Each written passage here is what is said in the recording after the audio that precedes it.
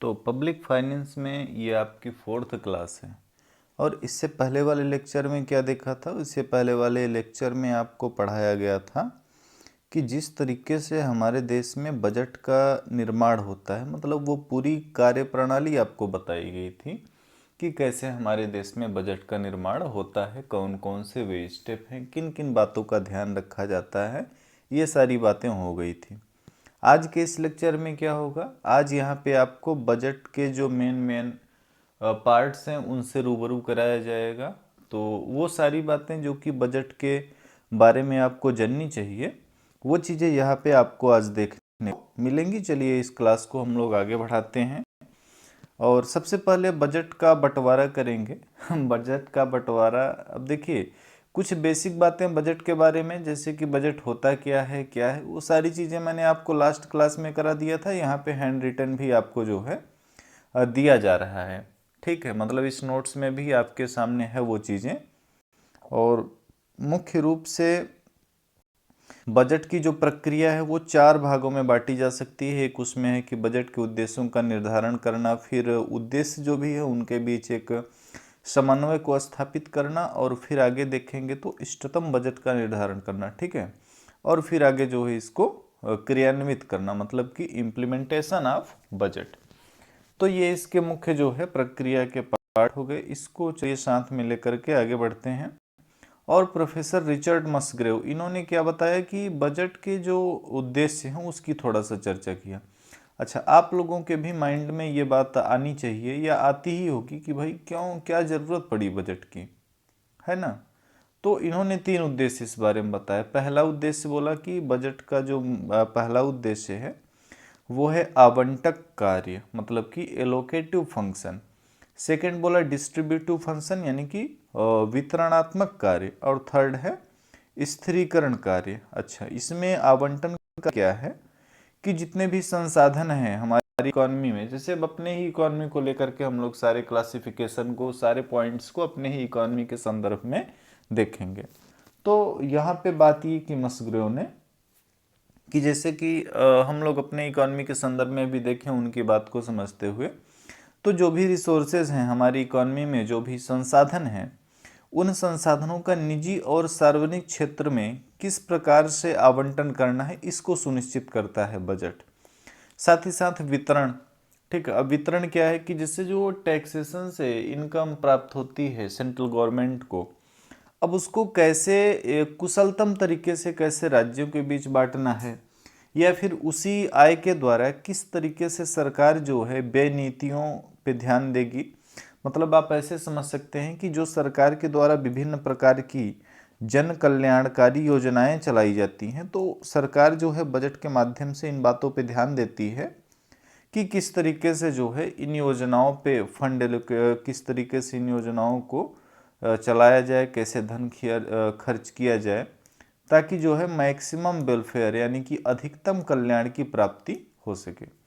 तो कुल मिला के सेकेंड इसका कार्य क्या होगा, वितरण। थर्ड है स्थिरीकरण, मतलब विकास और स्थिरता की ओर भी बजट के माध्यम से सरकार ध्यान देती है कि किस तरह से जो है विकास को सुनिश्चित किया जाए। तो ये जो है उद्देश्य हो गया बजट का। सीधे हम लोग बजट के क्लासिफिकेशन पे पहुंचते हैं। और हमारे देश में जो बजट प्रस्तुत किया जाता है, तो मुख्य रूप से हम लोग इसका अध्ययन 2 पार्ट में करते हैं। एक इसमें होता है बजट रिसिप्ट्स और एक होता है बजट एक्सपेंडिचर। ठीक है, मतलब कि बजट की प्राप्तियां और बजट के व्यय। ऐसे साधारण शब्दों में आप समझ सकते हैं इसको कि पहला इसमें पार्ट आपको देखना है प्राप्तियों से रिलेटेड, प्राप्तियां, ओके, और दूसरा आपको देखना है व्यय। अब प्राप्तियां क्या है, प्राप्तियां मतलब हुआ कि एक वित्तीय वर्ष के दौरान जो बजट प्रस्तुत किया जाता है वो एक फाइनेंशियल ईयर के लिए होता है। ठीक है, आगामी एक वित्तीय वर्ष के दौरान सरकार को किन किन माध्यम से प्राप्तियां होने की उम्मीद है, होने का चांस है, होने का अनुमान है। आगे अभी डिटेल में देखेंगे तो उसका अलग अलग भी वर्गीकरण है। यहाँ पे समझ सकते हैं कि जैसे कि टैक्स रेवेन्यू या टैक्स रिसिप्ट्स आप कह सकते हैं, नॉन टैक्स रेवेन्यू होता है, फिर कैपिटल सोर्सेज जो जो होते हैं, मतलब पूंजीगत साधन भी हैं जहाँ से भी कि सरकार को आय प्राप्त होती है। तो ओवरऑल ये पूरे जो है इनकम के सोर्स हो गए। अब अगर वहीं एक्सपेंडिचर की तरफ ध्यान आकृष्ट करें तो इसमें क्या है कि एक वित्तीय वर्ष के दौरान सरकार के द्वारा विभिन्न सामाजिक गतिविधियां हो गई, आर्थिक गतिविधियां हो गई, राजनैतिक गतिविधियां हो गई। मतलब कि जैसे कि ढेर सारी योजनाएं गवर्नमेंट चलाती है। कुछ एक योजनाएं तो ऐसी है जहाँ पे गवर्नमेंट टोटल 100% जो है फंड एलोकेट करती है अपने तरफ से। ठीक है, जैसे कि अभी हाल ही में आपका वो देख सकते हैं ना,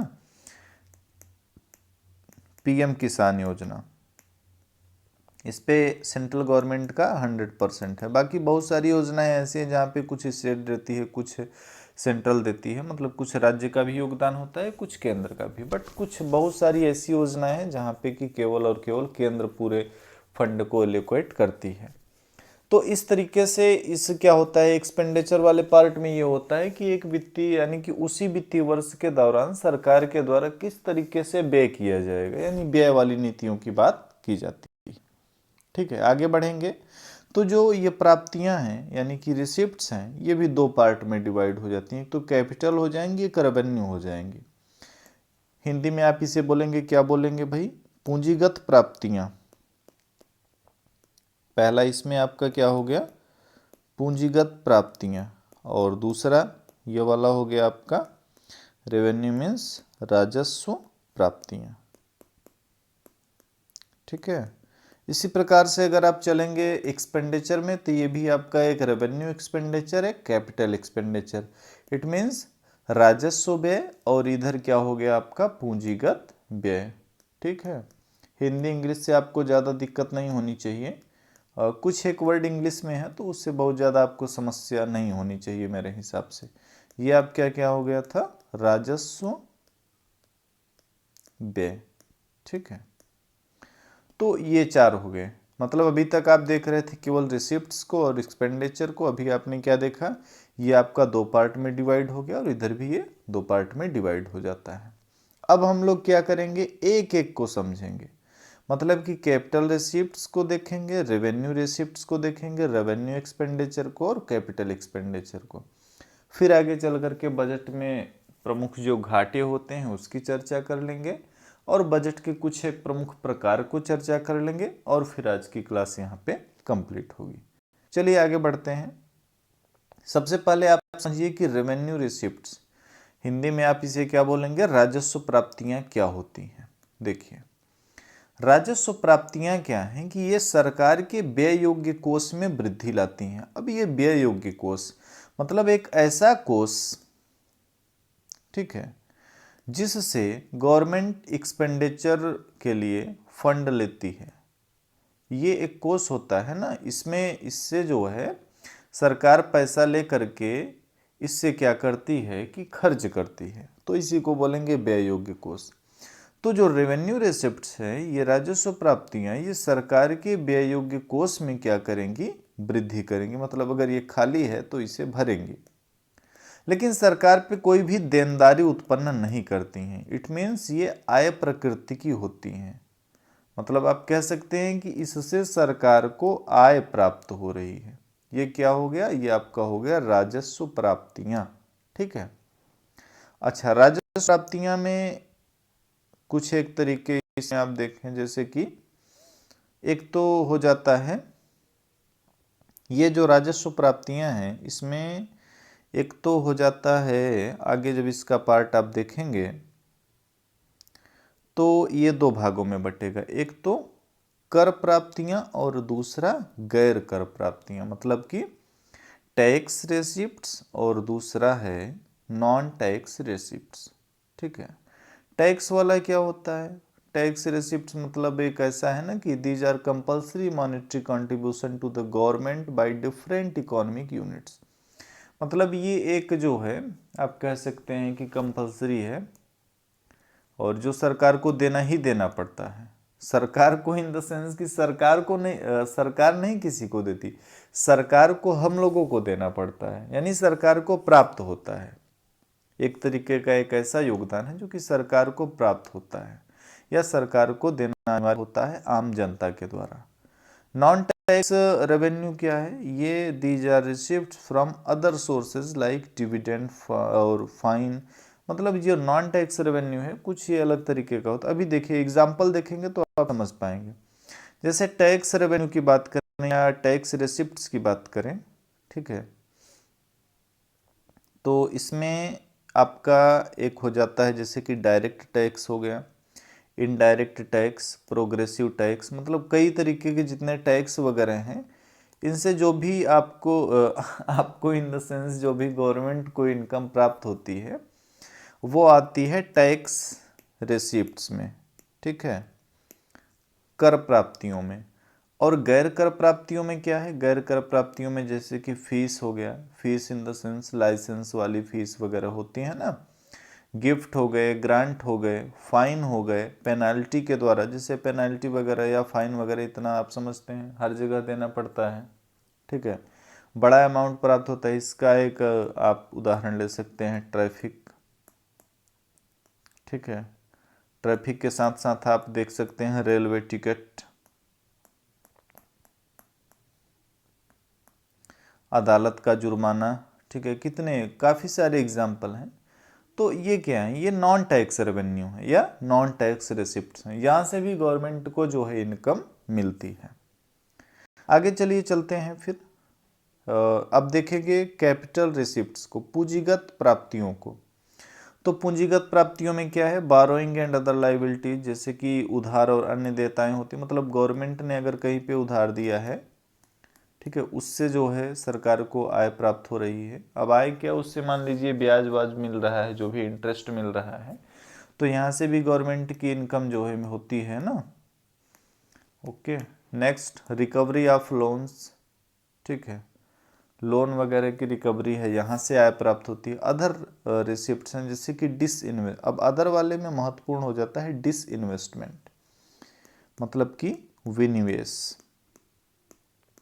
और विनिवेश के बारे में अभी अगर आपसे रिसेंट की चर्चा करें तो अभी ऐसी खबर चल रही है कि इस वर्ष जो है अब तक का सबसे बड़ा विनिवेश करने का गवर्नमेंट लक्ष्य बना रही है, और वो है लगभग,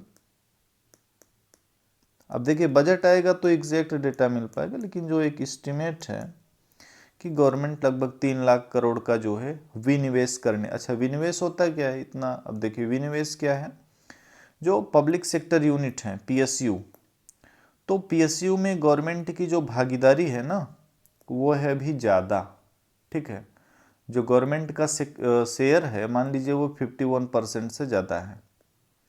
तो इसी 51% से ज़्यादा होने के कारण ही अभी ये पब्लिक सेक्टर यूनिट है। सरकार क्या करती है? इसके शेयर को बेचती है, शेयर को बेचना मतलब कि शेयर को बेचना, शेयर को बेच करके सरकार जो है पैसा कमाती है। और कमाती क्या है? मतलब कि पैसा इकट्ठा करती है, किसके लिए? अभी बजट जब आप देखें ना, बजट को संतुलित बनाने के लिए, हालांकि संतुलित बजट हमारे यहाँ पेश नहीं किया जाता है, तो इसी शेयर के माध्यम से सरकार को इनकम होती है, और यही आपका होता है विनिवेश, डिसइन्वेस्टमेंट। तो डिसइन्वेस्टमेंट, अच्छा एक रीजन अभी आपका देखिए, डिसइन्वेस्टमेंट जो है causes reduction in government assets. अब देखिए पीएसयू जो है ये सरकार की परिसंपत्ति है, ठीक है, अगर यहाँ से शेयर बेच रही है, ऐसा भी हो सकता है कि जब ये 51% से नीचे आ जाएगा तो ये पब्लिक सेक्टर यूनिट रहेगी नहीं, फिर तो जिसका इसमें शेयर ज़्यादा हो जाएगा वो इसका मालिक हो जाएगा। तो एक तरीके से ये गवर्नमेंट एसेट्स का लॉस है ना, सरकारी परिसंपत्ति का नुकसान है, डिसइन्वेस्टमेंट, लेकिन यहाँ से भी सरकार आय प्राप्त करती है, ठीक। तो ये आपका जो है कैपिटल रिसिप्ट्स वाला पार्ट हो गया। आगे चलिए देखते हैं, एक्सपेंडिचर वाले पे आते हैं। तो एक्सपेंडिचर क्या है? एक्सपेंडिचर मतलब कि सरकार को व्यय वाला क्रियाकलाप देखना है। अच्छा, व्यय कहाँ पे करने होते हैं? मुख्य रूप से गवर्नमेंट स्कीम्स पे, ठीक है, गवर्नमेंट स्कीम्स पे हो गए, वेतन देने हैं, ठीक है, भत्ते वेतन इन सबको देने के लिए, मतलब बहुत सारे ऐसे क्रियाकलाप हैं। अगर आप सोचने बैठें तो आपको खुद ब खुद ये चीज़ें क्लियर हो जाएंगी कि भाई सरकार कहाँ कहाँ पे व्यय करती है। तो इन सारे क्रियाकलापों का एक्सपेंडिचर वाला आपका कॉलम होता है, 2 पार्ट में मुख्य रूप से दो पार्ट में ही चलता है ये, रेवेन्यू एक्सपेंडिचर, कैपिटल एक्सपेंडिचर। लेकिन हम लोग अपने अध्ययन की सुविधा की दृष्टि से इसे और अलग अलग पार्ट में डिवाइड करेंगे। तो चलिए उन अलग अलग पार्ट्स को देखेंगे। अब सीधे हम लोग बजट एक्सपेंडिचर की बात करते हैं, बजट व्यय की बात करेंगे यानी कि। तो एक इसमें खंड होता है रेवेन्यू एक्सपेंडिचर, मतलब कि राजस्व व्यय। राजस्व व्यय, राजस्व व्यय के अंतर्गत क्या है, जैसे कि सैलरी देना, पेंशन देना, सब्सिडी देना, ये सारी चीजें जो है राजस्व व्यय के अंतर्गत हैं। और इस पे बहुत ही बड़ा जो है व्यय करना होता है। ठीक है, सैलरी आप सभी जानते हैं काफ़ी ज़्यादा देना पड़ता है जितने भी सरकारी कर्मचारी हैं। इसी प्रकार से पेंशन, हालांकि अब तो पेंशन स्कीम, अब न्यू जो भी पोस्ट क्रिएट हो रही हैं गवर्नमेंट सेक्टर की या नई जो नियुक्तियां हो रही हैं वहाँ पे पेंशन तो बंद कर दी गई है, लेकिन पहले से जो कर्मचारी हैं जो पेंशन भोगी हैं उनको तो देना पड़ा, तो इस पे भी भारी राशि खर्च होता है सरकार की तरफ से। इसी प्रकार से सब्सिडी, काफ़ी सारे एजीएम, जैसे एलपीजी को आप ले लीजिए, गवर्नमेंट इस पे सब्सिडी देती है, हालांकि धीरे धीरे अब कम कर रही है। तो बहुत सारी ऐसी चीज़ें हैं जिस पे गवर्नमेंट सब्सिडी देती है, तो उस पर भी एक बड़ा अमाउंट खर्च होता है। उसके बाद कैपिटल एक्सपेंडिचर की अगर बात करेंगे तो ये क्या है कि जैसे expenditure on purchasing share, bond, इन सब पे जो है, मतलब शेयर बॉन्ड अगर सरकार कहीं पे कुछ खरीद वरीद रही तो यहाँ पे भी व्यय करना होता है। उसके बाद फिर प्लान एक्सपेंडिचर। प्लान एक्सपेंडिचर क्या है, जैसे कि expenditure on sector such as agriculture, services, तो इस तरीके के प्लान एक्सपेंडिचर हो गए। नॉन प्लान एक्सपेंडिचर क्या है, जैसे कि रिलीफ फंड, जैसे कहीं पे कोई प्राकृतिक आपदा आ गई वहाँ पे कुछ फंड एलोकेट करना है, फूड रिलीफ कैंपिंग, इस तरीके से, मतलब अलग अलग, या फिर कहीं पे चुनाव वगैरह कराने हैं तो इस तरीके के नॉन प्लान एक्सपेंडिचर हो जाएंगे।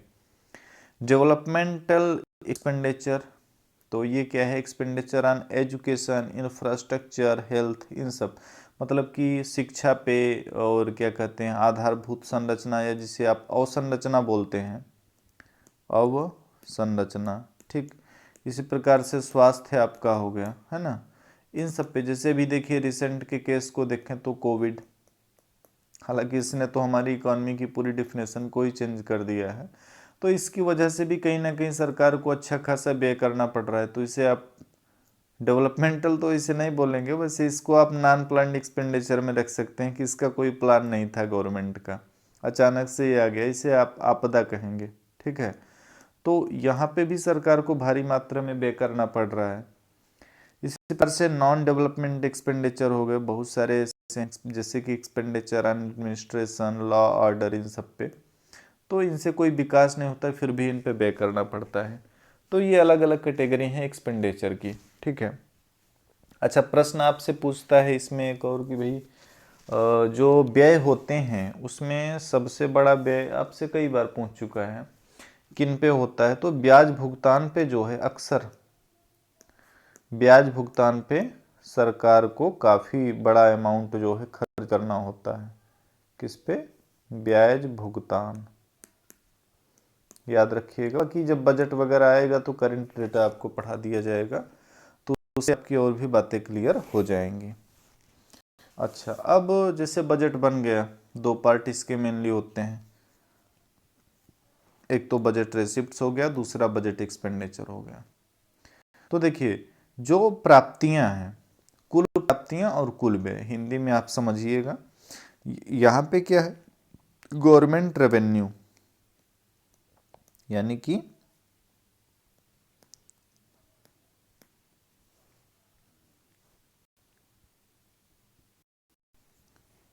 हाँ, गवर्नमेंट रेवेन्यू मतलब क्या है कि सरकार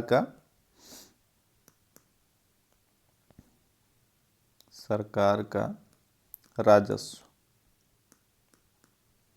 या सरकार को होने वाला प्राप्ति जो है, या राजस्व जो भी आप बोलें। और ये क्या हो गया, गवर्नमेंट एक्सपेंडिचर, मतलब कि सरकार के द्वारा किया जाने वाला व्यय। बस इतना व्यय लिख देता हूँ, समझ जाइएगा।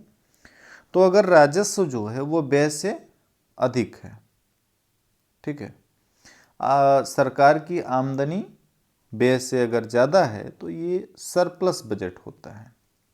अगर ये दोनों आपस में बराबर हैं तो बैलेंस्ड बजट हो जाएगा।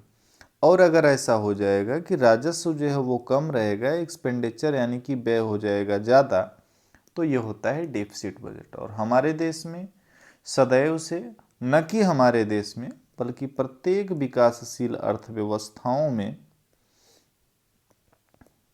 जितनी भी विकासशील अर्थव्यवस्थाएं हैं, अक्सर हर जगह डेफिसिट बजट जो है प्रस्तुत किया जाता है, घाटे का बजट प्रस्तुत किया जाता है। और ये एक रीजन इसका ये भी है कि देखिए, क्योंकि ऐसे देशों में संसाधन सीमित हैं और विकास करने के, या ऐसे कहें आप कि संसाधन सीमित हैं और ज़रूरतें जो है काफ़ी ज़्यादा हैं, तो ऐसे में सरकार क्या करती है, सदैव घाटे का बजट प्रस्तुत करती है और लगातार वो अपने विकास के पैमाने को आगे बढ़ाना चाहती है। क्योंकि अगर वो बैलेंस बजट प्रस्तुत करने लगेगी तो विकास की प्रक्रिया जो है एक तरीके से धीमी पड़ जाएगी। तो इससे एक ये भी पता चलता है कि गवर्नमेंट यानी कि सरकार या अर्थव्यवस्था, आप जो भी बोलें, ये विकास की ओर अग्रसर है या विकास की ओर उन्मुख है ना। यानी कि यहाँ पे कह सकते हैं कि विकास को प्राथमिकता मिल रही है और डेफिसिट बजट में, घाटे के बजट में। और सरप्लस बजट तो कुछ एक देश ही ऐसे होंगे जहाँ पे प्रस्तुत किया जाए, मतलब बहुत ही कम। और बैलेंस बजट ये तो होता ही नहीं, मतलब ऐसा कोई बजट नहीं पेश करता कि बैलेंस बजट हो। ठीक है, ठीक है। घाटे का बजट मैंने आपको बता दिया कि जब सरकार की कुल प्राप्तियां होने वाले कुल व्यय से कम होती हैं तो इस प्रकार का बजट घाटे का बजट कहलाता है। और प्रायः विकासशील अर्थव्यवस्थाओं में घाटे का बजट तैयार किया जाता है। अच्छा, अब हम लोग बजट के घाटों पे देखेंगे।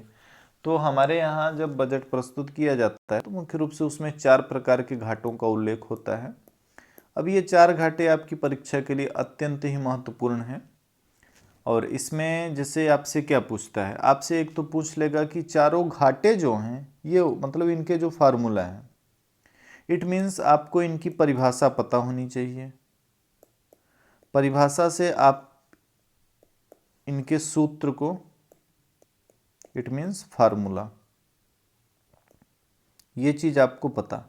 तो अगर ये चीज आपको पता है तो एक तरीके का ये प्रश्न आपसे पूछेगा। सेकंड आपसे क्या पूछता है, जब हर बार बजट प्रस्तुत किया जाता है तो गवर्नमेंट इनके लिए एक टारगेट फिक्स करती है कि इस फाइनेंशियल ईयर में सरकार का राजस्व घाटा कितने % ऑफ टोटल जीडीपी रहने वाला है, या सरकार का राजकोषीय घाटा कितने % ऑफ टोटल जीडीपी रहने वाला।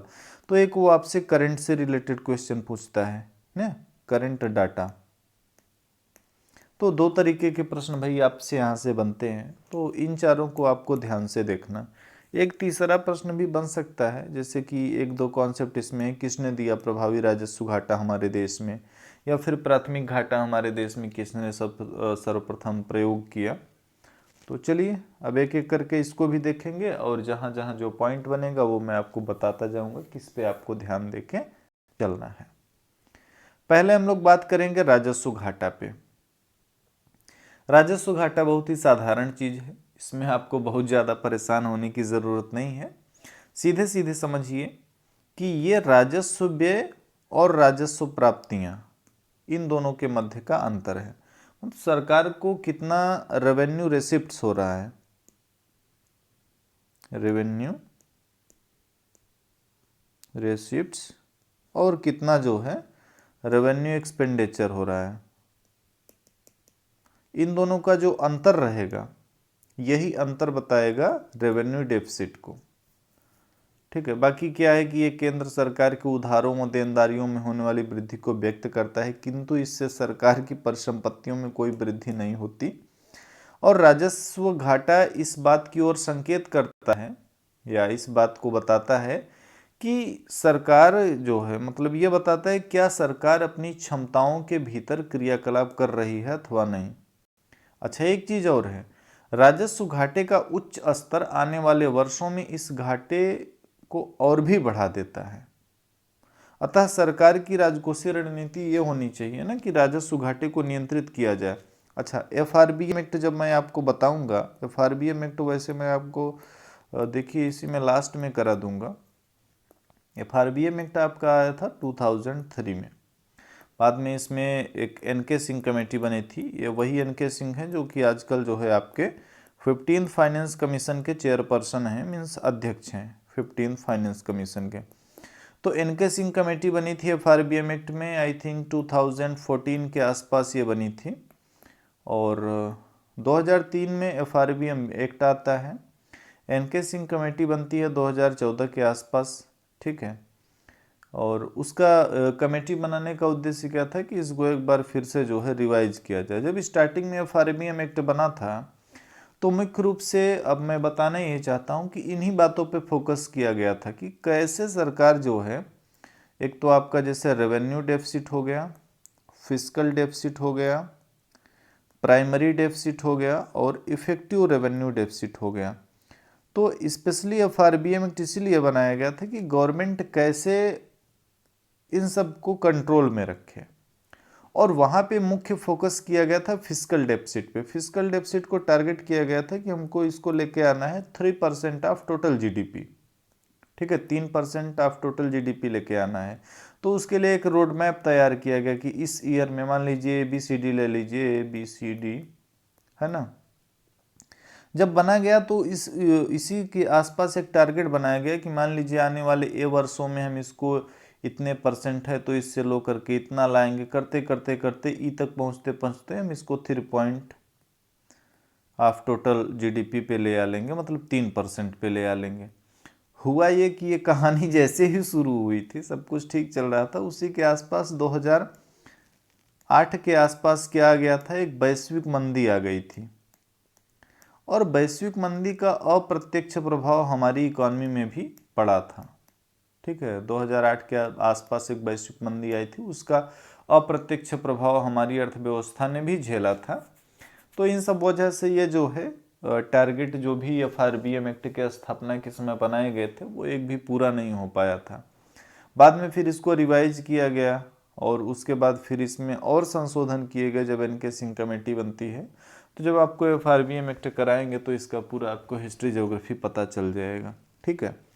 बेसिकली इसी सब के लिए एफआरबीएम एक्ट बनाया गया था कि कैसे रेवेन्यू डेफिसिट या फिस्कल डेफिसिट को कंट्रोल करके चलना है। तो कहाँ थे हम लोग थे रेवेन्यू डेफिसिट में। हाँ, तो रेवेन्यू डेफिसिट क्या है कि अगर ये हाई लेवल का है तो आने वाले टाइम में लगातार ये दिक्कतें पैदा करता जाएगा और फिर ये लगातार जो है, अगर इसको कंट्रोल नहीं किया गया तो ये लगातार बढ़ता ही जाएगा।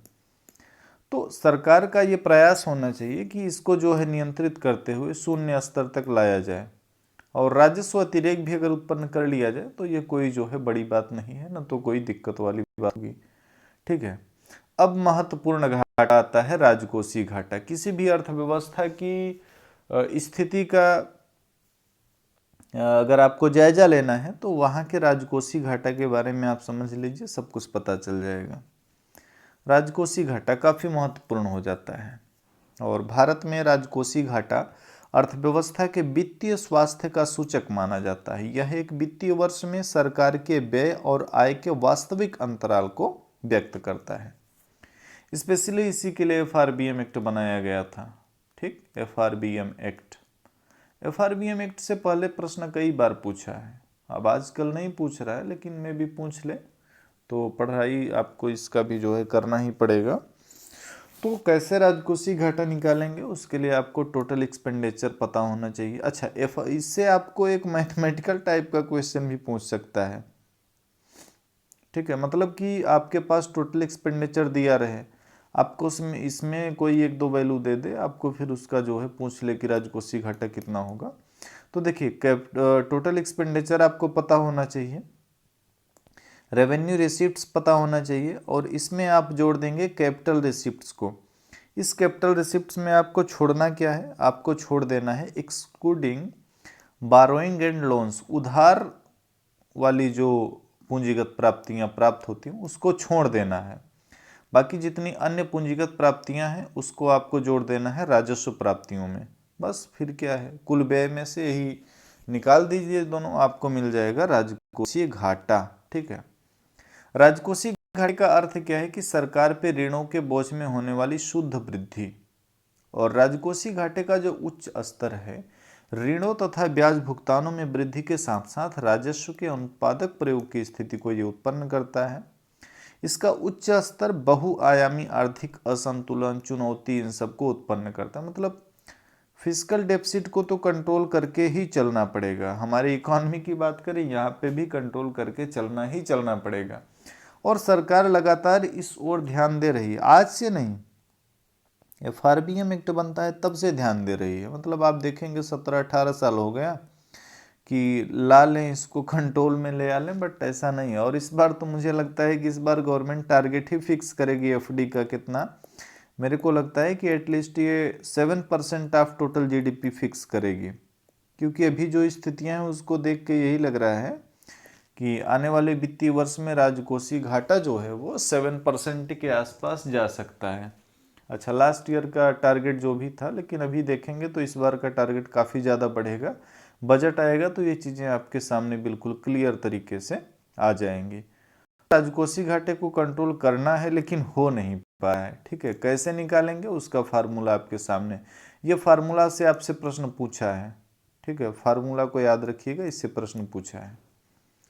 उसके बाद प्राथमिक घाटे पे चलिए देखिए। प्राथमिक घाटा भी काफ़ी आसान है। अगर आपने राजकोषीय घाटा निकाल लिया है, इसमें से आप ब्याज भुगतान को निगेटिव यानी कि माइनस कर दीजिए, आपको प्राथमिक घाटा मिल जाएगा।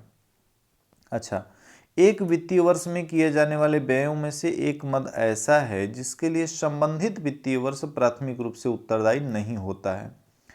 कौन सा मद है वो? भाई ब्याज भुगतान। ब्याज क्या है? ब्याज भुगतान आप इस वर्ष के लिए नहीं करते हैं, बल्कि जो आपने पहले ऋण ले रखा है उसके लिए कर रहे हैं। तो इसको निकाल दीजिए राजकोषीय घाटे में से, इसको निकालिए तो आपको प्राथमिक घाटा जो है वो प्राप्त हो जाएगा। और ब्याज भुगतान क्या है? ब्याज भुगतान मतलब कि विगत वर्ष के लिए किया जाने वाला भुगतान है। ब्याज भुगतानों को छोड़ करके कुल व्ययों का शेष भाग संबंधित वित्तीय वर्ष के लिए ही होता है।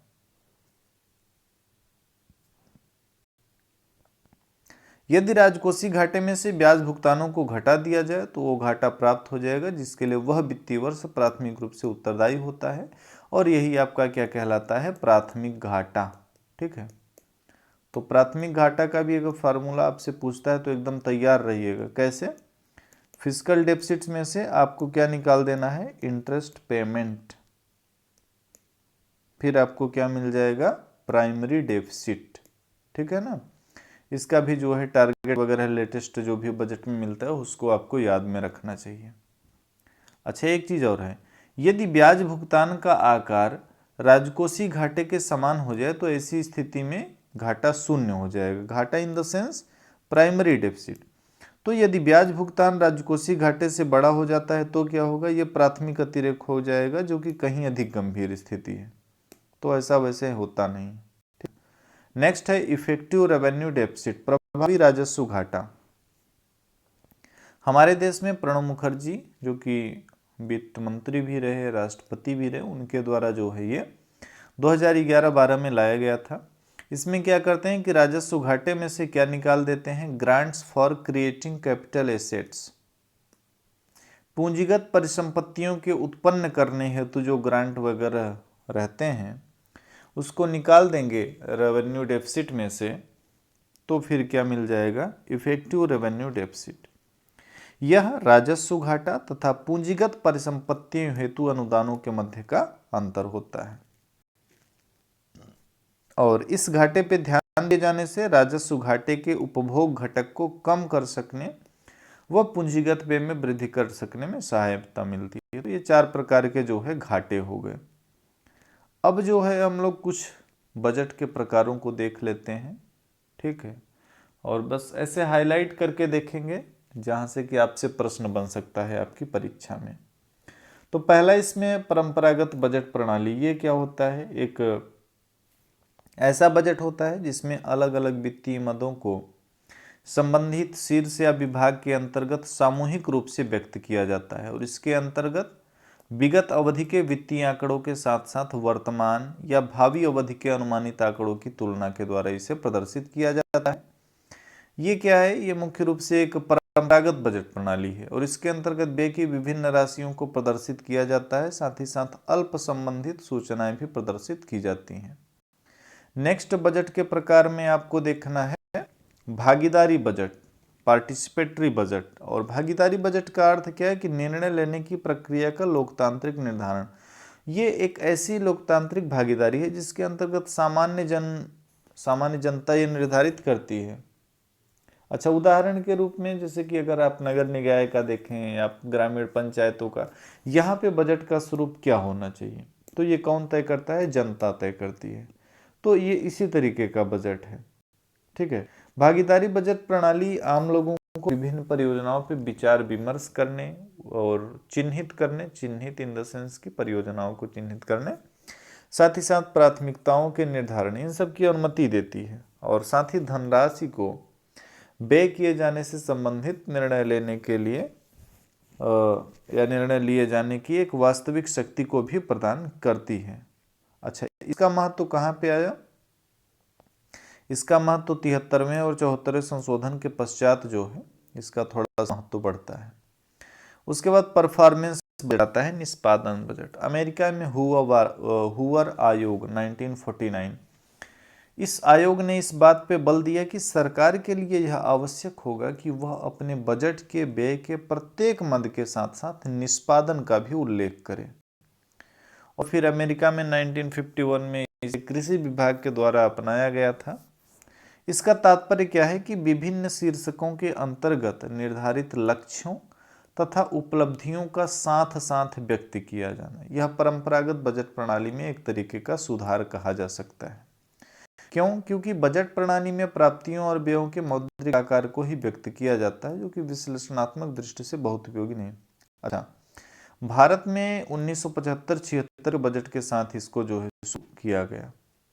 उसके बाद है जीरो बेस बजट, शून्य आधारित बजट। यहाँ से बहुत बार क्वेश्चन पूछा है। क्या पूछा? इसके जनक कौन? जनक पीटर ए पायर। ठीक है, इनका नाम पीटर ए पायर, थोड़ा सा इंग्लिश इनका क्या है कि इसको पढ़ते पायर हैं, जबकि इंग्लिश इनका फायर जैसा है। ठीक है, नाम इनका देख लीजिए, PETER, पीटर ए। ठीक है, ये इनके नाम की मीनिंग है। तो ये जीरो बेस बजट के जनक हैं। और जीरो बेस बजट व्यय पे नियंत्रण का एक तार्किक मार्ग है। यह राजस्व और पूंजी दोनों खातों में व्यय के प्रत्येक मद के पुनर्औचित्य निर्धारण से संबंधित है। इसके अंतर्गत व्यय के प्रत्येक मद पर अब तक हुए व्यय को शून्य मान लिया जाता है तथा नए सिरे से पुनर्विचार किया जाता है। यहाँ पे यह प्रश्न नहीं होता कि किस मद पे व्यय में कितनी कमी या वृद्धि की जाए, बल्कि मुख्य प्रश्न यह होता है कि व्यय किया भी जाए अथवा न किया जाए। साथ ही साथ विगत व्यय भी इस बात का तर्क नहीं है कि इसमें आगे भी वृद्धि की जाए। तो ये सारे पॉइंट जो है जीरो बेस बजट के हैं। भारत में विज्ञान और प्रौद्योगिकी विभाग द्वारा 1983-84 में इसको देखा गया। संघीय बजट में 1986-87 में जीरो बेस बजट को अपनाया गया था। ठीक है, ये हो गया zero base budget. Outcome budget 2005-06 में पी चिदम्बरम के द्वारा परिचित किया गया। और इसका हिंदी क्या है? परिणाम बजट। तो परिणाम बजट वित्तीय परिव्यय को भौतिक परिणामों में परिवर्तित करने की प्रक्रिया है, जिसके साथ सुनिश्चित मापनीय तथा निगरानी युक्त लक्ष्य शामिल होते हैं। और इस बजट को व्यय पूर्व उपकरण के रूप में देखा जाता है, जिसके माध्यम से विभिन्न मंत्रालय और विभाग के द्वारा निर्धारित व्ययों को निर्धारित परिणामों अथवा व्ययों के संदर्भ में देखा जाता है। बस ये आउटकम बजट हो गया। फिर एक और इसमें आता है जेंडर बजट, लैंगिक बजट। 2005-06 पी चिदम्बरम उन्होंने इसका प्रयोग किया। लैंगिक बजट का अर्थ बजट के आंकड़ों के प्रस्तुतिकरण की एक ऐसी प्रणाली जिसमें लैंगिक संवेदनाएं स्पष्ट रूप से व्यक्त होती हैं। ठीक है, जैसे इसमें कुछ एक पॉइंट को ध्यान दिया जाएगा कि लाभों का कम से कम 30% लाभ जो है महिलाओं व बालिकाओं के लिए आरक्षित हो, 100% लाभ महिलाओं और बालिकाओं के लिए हो। तो दो प्रकार से इसे जो है कर सकते हैं। लैंगिक बजट केवल एक बजटीय प्रणाली ही नहीं, बल्कि यह लैंगिक समता की ओर बढ़ाया गया एक महत्वपूर्ण कदम भी है। तो ये बजट कुछ जो है प्रमुख प्रकार हो गए जो आपको जानना चाहिए था। तो अब बजट के बारे में जितनी बातें थी वो सारी चर्चा हो गई। 2 लेक्चर में आपका कंप्लीट हो गया सब कुछ बजट वाला सिस्टम। अब जैसे कि बजट हमारे देश में प्रस्तुत किया जाएगा 1 फरवरी को। ठीक है। तो 1 फरवरी को बजट प्रस्तुत किया जाएगा, तो जो नए नए प्रावधान रहेंगे वो आपको एक जो है लेक्चर और दे दिया जाएगा बजट का, तो उसमें वो कवर हो जाएगा। तो इस तरीके से आपका बजट वाला कार्यक्रम जो है कंप्लीट होता है। बाकी जैसे FRBM एक्ट हो गया आपका, या इससे जुड़ी और भी चीज़ें जो है, जैसे फाइनेंस कमीशन पढ़ेंगे वहाँ पे भी थोड़ा बहुत इससे रिलेटेड बातें जानने को मिलेंगी। मतलब वो चीज़ें कहीं ना कहीं आपको कुछ ना कुछ मिलता रहेगा, लेकिन जो बजट का एक पूरा माइंड सेटअप था वो मैंने आपको करा दिया। एक क्लास में कराया कि बजट के निर्माण की प्रक्रिया क्या है, और आज यहाँ पे कराया कि बजट का पूरा स्ट्रक्चर जो आपको जानना चाहिए। साथ ही साथ इसके घाटों के बारे में बताया, और इसके घाटों के वर्तमान डेटा जो है वो तो बजट आने के बाद ही आपके सामने आ पाएंगे। तो ये क्लास जो है यहाँ पे होती है कंप्लीट, और उम्मीद है कि चीज़ों को आप सहजता से समझ पाए होंगे। कुछ पूछना रहे तो आप मुझे मैसेज कर सकते हैं। ठीक है, लेक्चर यहाँ पे आज का ये कंप्लीट होता है।